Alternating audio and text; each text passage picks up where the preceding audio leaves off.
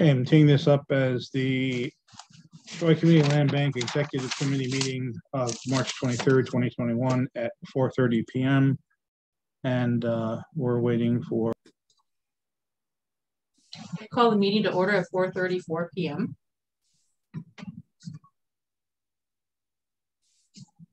Did everybody get a chance to review the minutes? Do I have a motion to approve? Motion. Have a second? Second. Okay. So, Tony, where's the agenda for today? Yeah, I'm gonna just pull that up. I kept putting in the meeting ID and it kept telling me it was invalid. And then he's texting me saying we need you for a quorum. So there was like no pressure. Well, I wasn't sure if you remembered that we were down a body. Yeah.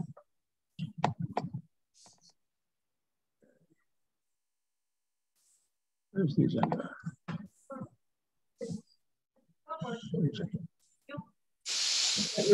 Yeah. Okay, we're back. All right. All right, so we have to make a motion to go into executive session. Well, I had it on the agenda in case we needed to do that. Do we need to do that? No. Okay. Well, the annual board agenda.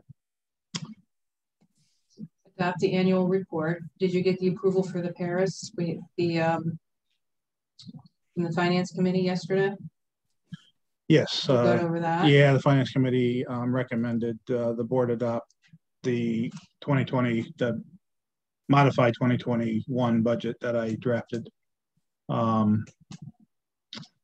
So we have a pretty so adopt the annual report, accept the 2020 audited financial statements, appoint the treasurer. Did you confirm that that's okay with the person? No, but we're trying to coordinate a call at Albert's request. Okay. Of Sharon Nichols, he and I. Okay. So the smoke signals are he's interested. All right, so we'll put that tentative. All right, so but mainly we need to discuss awarding contracts for the heating and plumbing and the property maintenance services. Yeah, so that's the monthly. So I guess I had one question. I've got the annual board meeting to start at 6 o'clock. Do you want to schedule the regular board agenda for 6:45 or 6:30? My thinking is, if for some reason the annual meeting goes beyond 6:30, we start then. If we schedule it for 6:45 and we're done at 6:25, then we can't do anything until 6:45. I don't care. Do whatever you want. All right, I've got 6:30, so we'll go with that. Hi guys, by the way, sorry for the weird format, but I think he gave me a false number. And only her. Only me. Only me. So the 54 Fifth Avenue, the heating and plumbing. So that's Jeter. Derek Jeter was the lower bid, correct? Yeah. So I don't know if you had a chance to look at my comparison summary. I did, and it seemed like one also had like 3 different proposals. Derek's giving us everything we want and then some, and the other one was just it looked like that Derek Jeter's was the better option of the two. But Brian, Suzanne, what were your thoughts? Kate? I skimmed through it and it did seem that way. The Derek's was what we needed at a lower cost. I like Derek a lot. My only recommendation was if we go with him that, make sure he doesn't get kind of sloppy and his finishing is good. Other than that, I have no problem with him. Yeah, this is just for the heating systems, right? It's for radiator heating, domestic hot water. And the concerns are more with this finish work as far as like painting and installing like flooring and things. Yeah, that was the issues. It wasn't with the mechanicals. Well, the only thing with the mechanicals at 3036 7th Avenue that I saw related to heating was the PEX he had run looked like a madman did it. But then I remembered when I was helping my son rehab his house on the east side, I ran the PEX and it looked just like Derek's. And the reason I did it that way was because I wanted to get it all in place, and then I came back and I strapped it all nice and neat. So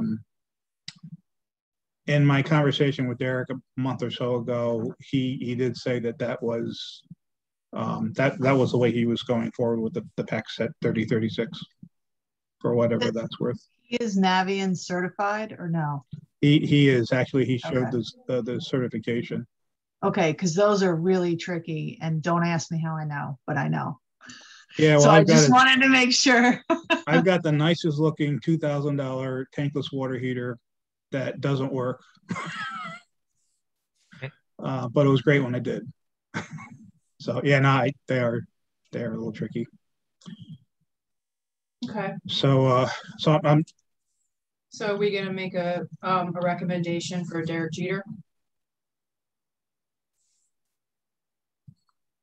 Yeah, I would do so.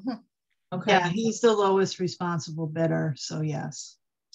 All right. So now let's move on to the property maintenance services. So we had two, Trip, and then we had the Ilium, which is Paul Potawala, who owns a bunch of properties here in downtown Troy and also does construction work. So these were two very different proposals as far as structuring costs. Yeah, this was a little tricky. Did you guys have an opportunity to look at that? Because the one was, I mean, Paul can offer more to us if needed, but his cost estimates, but if we're, because when I was looking at it a few different ways, if we're just using him for lawn and snow removal, that was kind of consistent with what Tripp's prices were, correct? Yeah, he was a little higher, not a lot higher. You know, after I saw these come in, I kind of wish that I wrote the RFP a different way, or maybe split it in two, because, you know, Trip does a decent service, and we know what we have with Trip. But, you know, the example I gave you, when 103 Ferry Street, when we discovered it needed gas shutoffs to be installed, and when we discovered there were leaks in some of the indoor interior plumbing, we had to, and actually, Greg was a big help with this. He was able to find a plumber relatively quickly. It would have taken me longer, but somebody like Ilium would be able to do that with the staff they have. Whereas Trip wouldn't probably be able to do that kind of stuff at all. I'm also keeping in mind most of our buildings are vacant buildings, so that's usually not a problem. But I kind of wish I did the RP in two different ways. One for general maintenance, you know, board the building, cut the grass, shovel the snow, and then another one for services that might pop up. But that's not how I wrote it.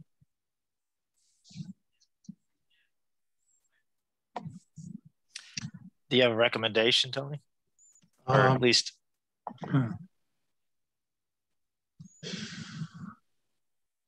My recommendation would be to split it in half. But well, the real issue is you have to go with the lowest bidder pretty much. But the problem is it's not apples to apples. Yeah, there's not a final number like there is for the heating system. Do we need this done this month? Trip has been very gracious to extend the agreement we have now, so they could still do that. Do you want to rewrite the RFP to make it more consistent with what you need? I could do that. Is that? And then wasn't the RFP just for board ups, mowing, and snow? Let's see. Because I mean, you pretty much. It had more than that. Okay. but that is predominantly what happens. So So it's TMI again? Well, I guess I'm just saying it's pretty clear on those three things that Ilium is the higher cost. Right. So, technically Trip has underbid them. well, Trip does have consistently lower hourly rates, no doubt about that. So then you want to just go with Trip? Would we be able to go with Trip and have some kind of a informal agreement with Ilium or other things? What I could do is I could write, if we went with Trip, then I could write another RFP for those other items. Yeah, for services that might pop up. That sounds like a good idea. Sounds reasonable to me. Okay.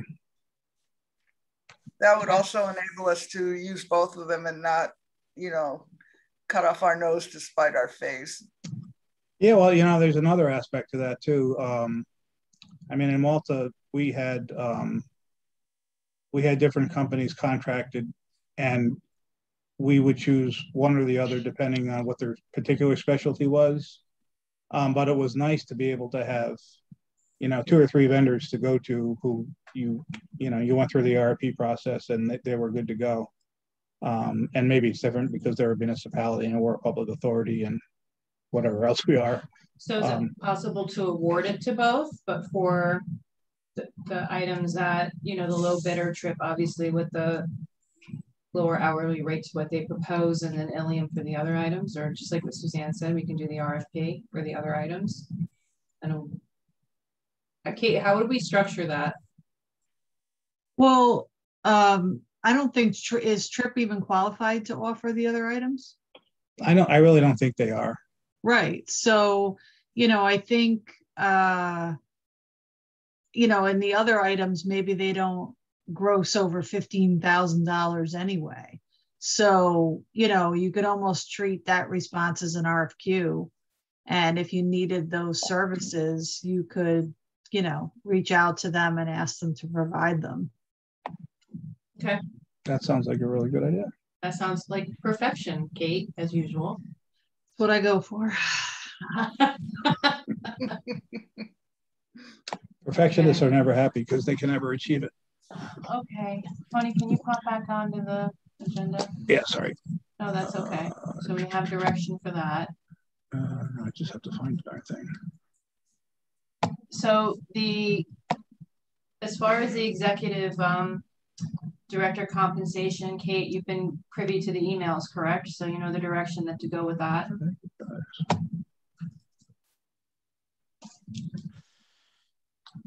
Yes. Thank you. Okay, so alternate gap loan approval for 11 Winnie Ave. Yeah, that scared me. What's that about? That's why I put it there to scare the heck out of you.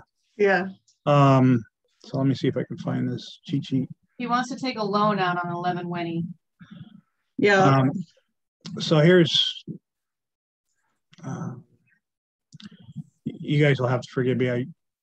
This is a new laptop and I don't have a mouse and I'm dealing with a couple technical issues with it. So he sent over, Kate, the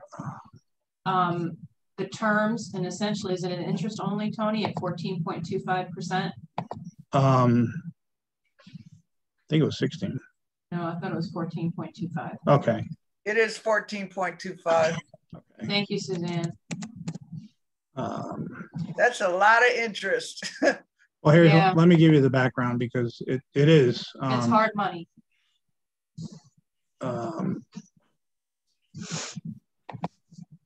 Okay, Chuck, where's your?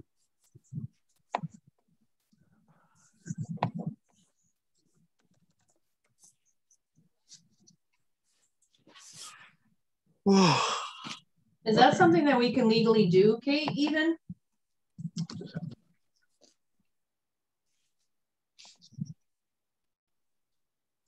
I'm always on mute lately. Sorry. Yes, you can. Okay.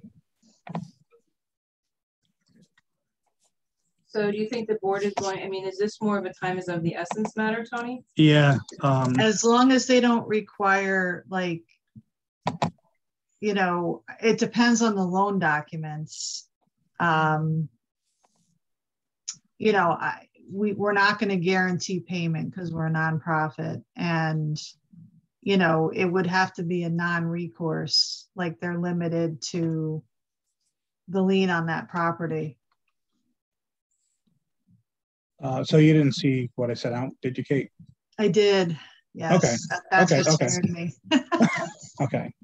So the background to all this is, and I mentioned this at the A&D, so it's going to be repetitive for everybody but Suzanne. Usually Tanya will give me enough funding for the expenses I can identify for the upcoming quarter. This time around, she would only give me funding for invoices, unpaid invoices that I had in hand, which is far, far, far short than what our expenses are for 2021 quarter one.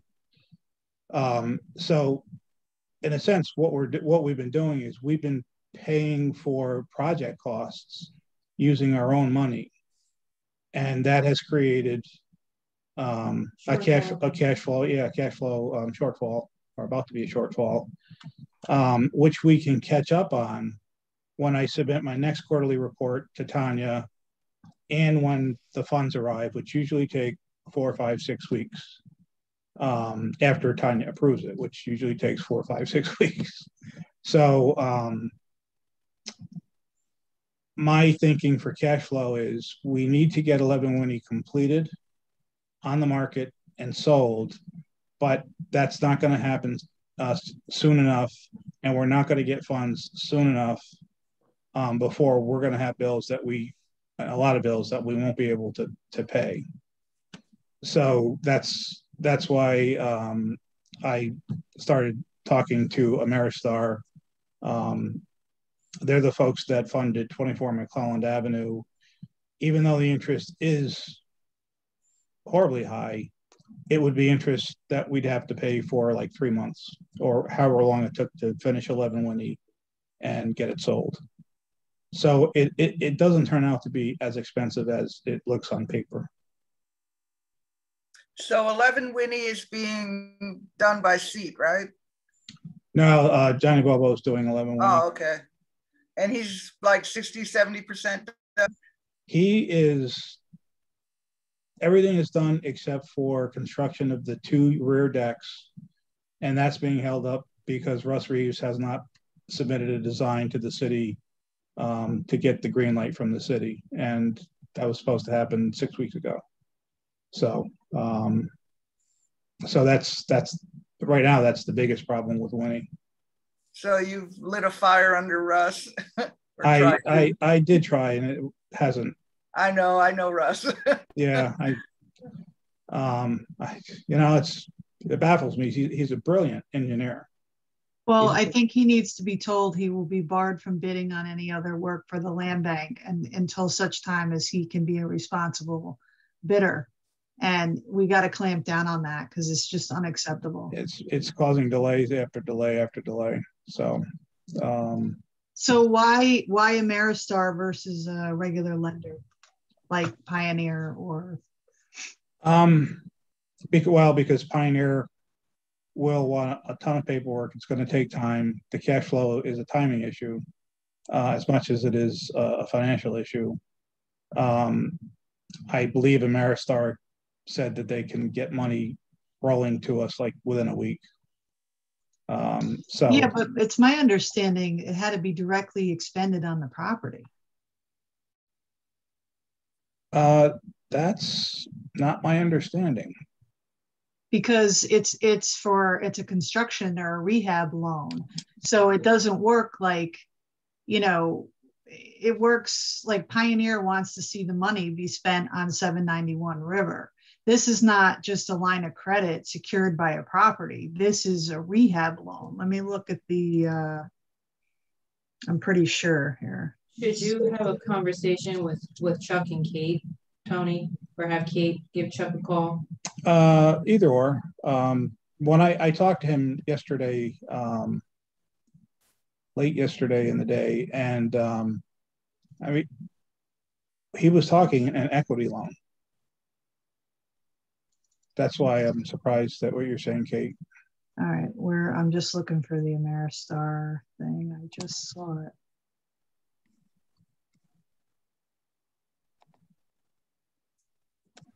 I'm gonna get the prepayment penalty waived. Where the heck is it?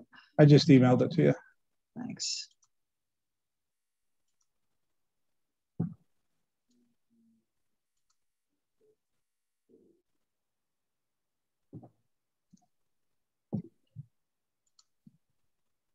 Thank you.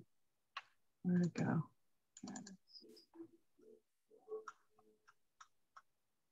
There's no attachments. Really?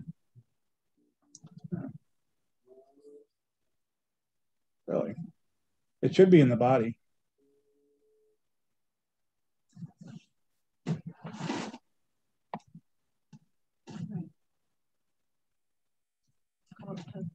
Yeah, he's basing it off of 11 Winnie.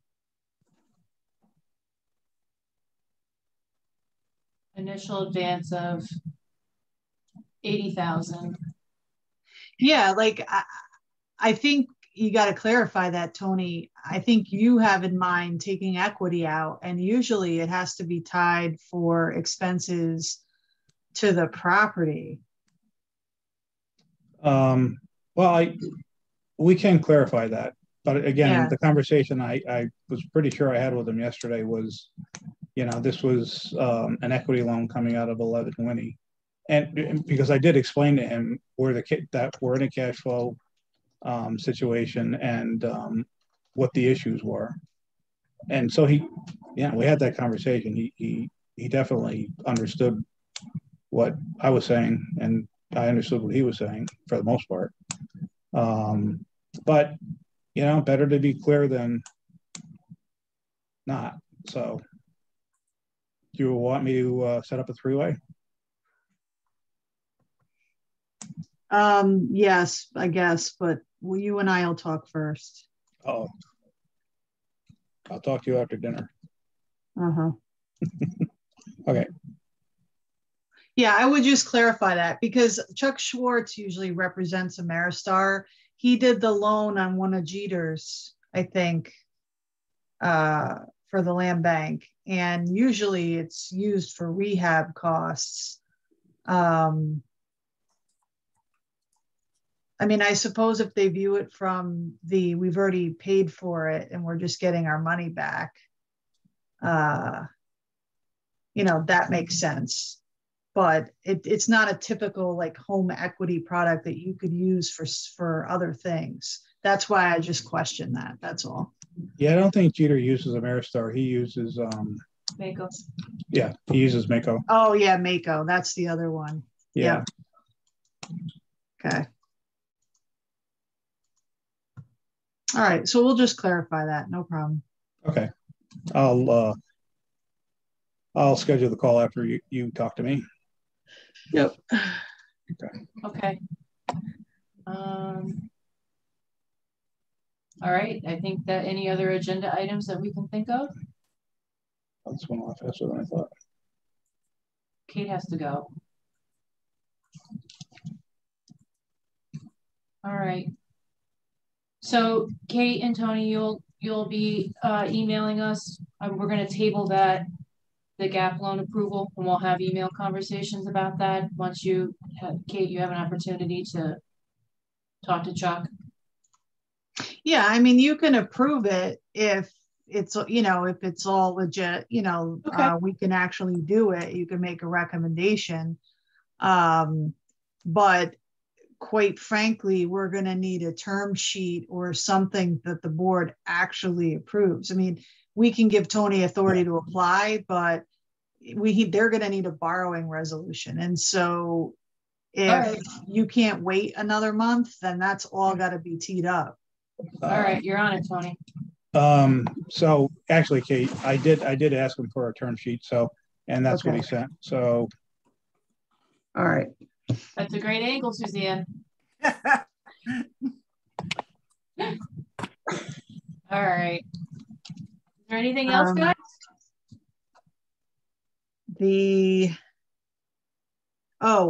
On the agenda, Tony, could you just add update on the board retreat? And we should remind people of the date and everything.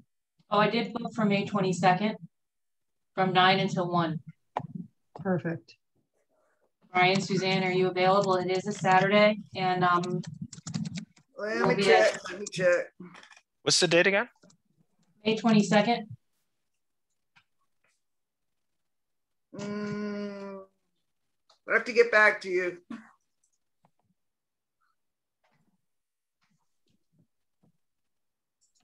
That may be the same time as one of my virtual Brooklyn tours, but I'll know. I can get back to you later today. What time is that normally? 11 to 1. You could at least come for the morning. Yeah. Okay. Let me see what's going on. Okay. It's open for me right now. Okay. It's going to be at the country club. Oh, cool. They're going to set everything up and do light breakfast and also lunch for us. Just not you, Suzanne. No lunch for you. I think I might be able to pick the week after or the week before. So let me, I'll get back to you. All right. And they'll have Kate, whatever we need as far as presentation, what you need as far as screens or. They should. You'll have to ask them about that. They told me to just tell them what we want. Right. So yeah, I wouldn't need a microphone. We just need a projector and a screen, and I can bring a laptop. Okay. Or anybody can bring a laptop, and I can just bring the thumb drive. Okay. That sounds great. Thanks, guys. I'm gonna make a motion to adjourn. Second. Third, Brian. All right. Thank you, everybody. Thanks, everybody.